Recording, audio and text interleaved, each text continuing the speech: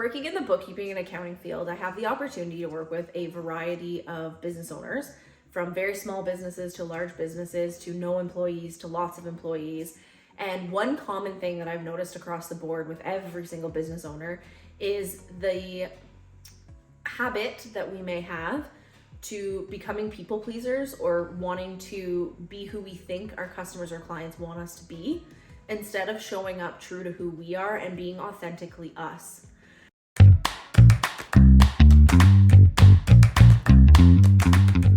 My name is Katlyn Alyssa. I run the bookkeeping and accounting business. I've been in the industry now for 10 years, but self-employed for 5. And I have definitely fallen victim to this, where instead of staying true to who I am, I end up, telling people what I think they want to hear so that they either, buy my product or my service or take me on as their bookkeeper. And the reality is we can't sustain that long term. You can only put on that facade or that fakeness for so long until your true personality comes out. So why not be true from the beginning? So today I wanted to share with you 8 tips of how to be more authentic in your business and how to be true to yourself. So tip 1 would be, don't try to be something that you're not. For me, I can only speak to my own experience, but within the bookkeeping accounting business, I love working with businesses on the day-to-day stuff. I don't worry so much about the big things. So if you work in the accounting world, when I talk about depreciation and certain vehicles depreciate at certain rates, to me, that my accountants do that at the end of the year, because I'm not an accountant and I'm not going to pretend to know how to do that or how to depreciate equipment for a client, because that's not my focus. My focus is helping them run their day-to-day business and maximize their bottom line, from a, on the ground, fighting the battle with them every single day, not this high-end, year-end, here's how you wrap up. Tip number 2 would be to believe in your product/service. Whatever it is that you offer to your customers, believe in it wholeheartedly. If you don't, it's going to be extremely hard to sell that product to somebody. Where if you have that conviction, if you have that belief in what you do, and you know that it could solve a problem for somebody, you know that it could make somebody else's life better, then it's naturally going to come to you in those conversations you have with people. Your passion is going to come across to them, and you're not even going to need those fancy ads to sell things. You're just going to be able to have conversations with people, and they're going to be drawn in due to your passion and your conviction for what you do. So tip 3, follows right up on tip 2, and it is be passionate about what you do. If you find that you don't get up every single day, and I know there's such things as burnout, and that's a whole other video we could talk about. However, you've got to love what you do. When you get up in the morning, you have to be passionate about that mission. And maybe, sometimes you have to bring yourself back to, why are you doing it? What gets you up every single day? Is it that goal or that dream or that vision of what your life's going to look like 10 years down the road or 5 years down the road? But that passion is going to easily be conveyed to those people around you. And that lack of passion, if you don't have it, so will that'll easily be conveyed to your clients or your customers and won't help you be able to sell that product or service. So tip 4 is to stay true to your values. This was a hard one for me, because up until a couple years ago, I really didn't understand what my values were. What were those core values that pushed, and, everybody, I encourage you to look up a list of values, not which values you aspire to be or what you'd like to be, but who are you right now? Which ones are your values today? And pick 5 to 7 of them. The ones that when you read the list, you instantly connect with them. For me, it's, enthusiasm. That's expressiveness, love, optimism. Those would be a few of my core values when I think of the things: integrity, purpose, impact. Those are values that are extremely important to me, but they're not who I want to be. They're who I currently am today. So I highly encourage you to look up a list and find out what those values are and stick to them. Build your business around those values. So tip 5 would be to listen to your customers and take their feedback seriously. Once again, I can only talk to, about my own experience as a business owner. And I have to say that you have to be willing to take the feedback from your customers and not allow your ego and your pride to get in the way, but to actually look at it objectively and find out what it is they're trying to convey to you. So for example, for me, I'm extremely busy. I have more than one business on the go. I've got a family life. We all are. We're all busy people.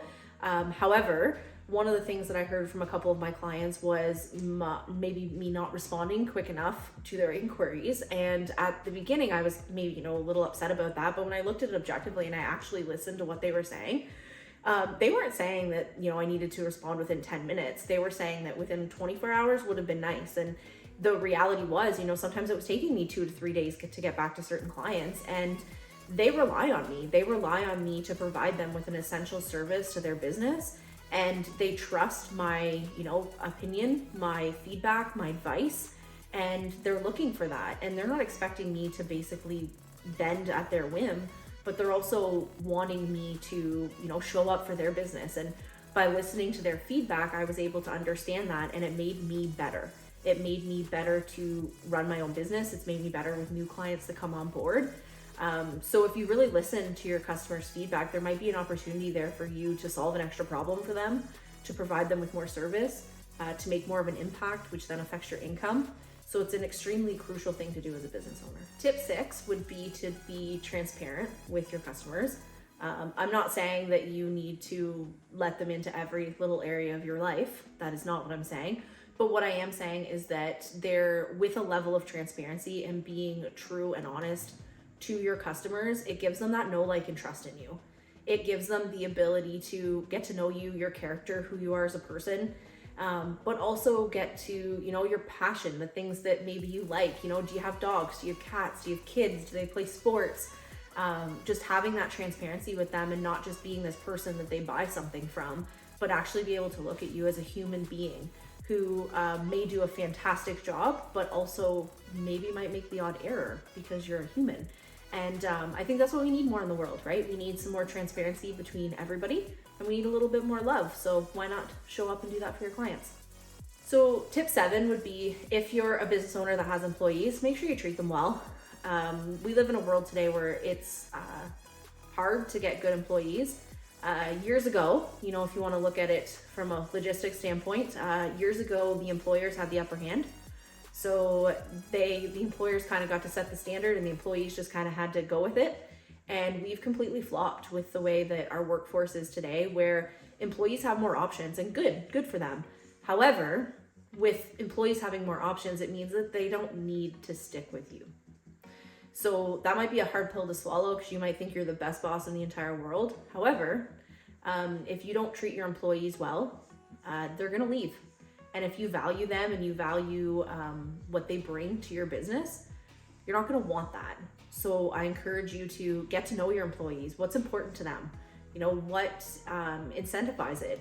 What could you do to have invested interest in them, to show them that you care about them, that you want them here for the long term? And what is important to them in ways that you could help them in their life, whether it's more money, whether it's time off. There's lots of different options of ways you can support your employees, but the reality is you got to be good to them.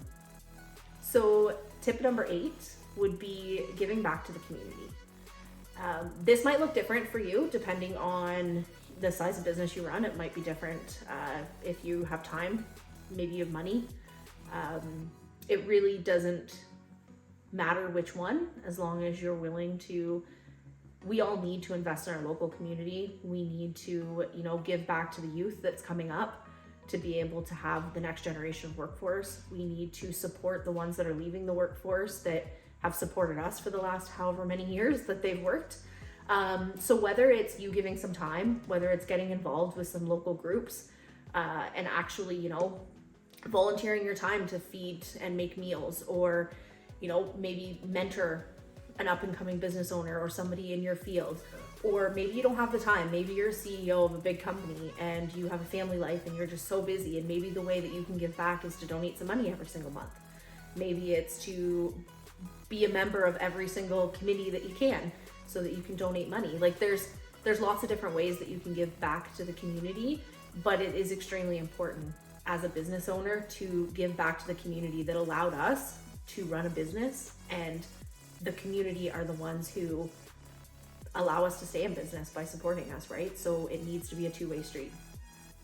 Well, I really hope that those 8 tips were able to help you if you're struggling with being, a little more authentic as a business owner. And, if you have any other ideas or any opinions about what I said, why don't we have a discussion about it? Why don't we, we're all here to grow and learn.